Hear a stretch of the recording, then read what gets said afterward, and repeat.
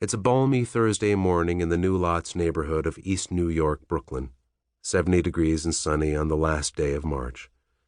The sidewalks have awakened. Small groups of middle-aged men banter outside bodegas and on stoops of the small, semi-detached brick houses that are common in the area. Mothers and grandmothers push strollers and watch over preschool children who hop and skip and revel in the unseasonable warmth. It seems early for recess, but the schoolyards are buzzing. Traffic is light on the narrow residential streets, but occasionally someone honks, a motorcycle engine fires, a truck roars past. Street life in East New York is busy, but not always congenial. The district is one of the poorest in New York City, with about half the residents living below the poverty line. It's also one of the most segregated. Nearly 95% of residents are Black or Latino, and only 1% are white.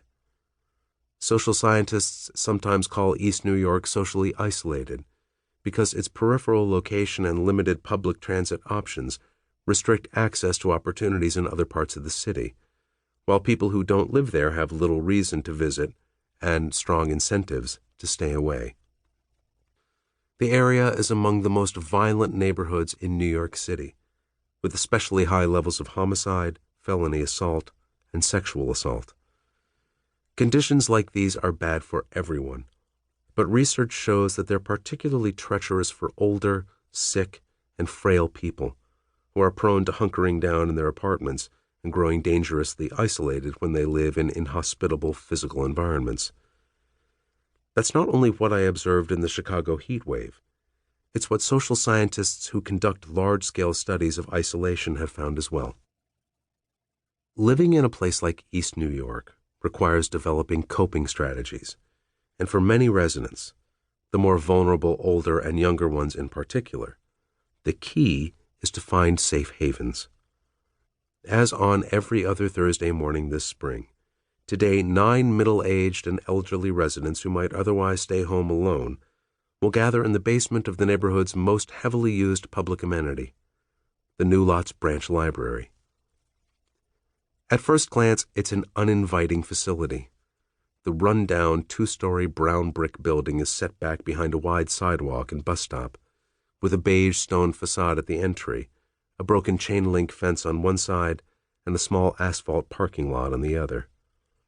In recent years, the city designated the library site African Burial Ground Square because it sits atop a cemetery used to inter slaves and soldiers during the Revolutionary War.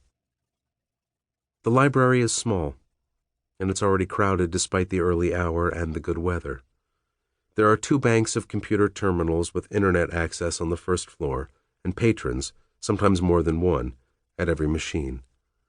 There is a small display case holding photographs and short biographies of Nobel Prize winners. Tall wooden bookshelves with new releases, atlases, and encyclopedias. An information desk with flyers promoting library events for toddlers, young readers, teens, parents, English language students, and older patrons. One librarian asks if I need anything. Another stacks books. I ask to see the second floor, and Edwin, a sweet and soft-spoken information supervisor, takes me upstairs. Here there are 3 separate universes.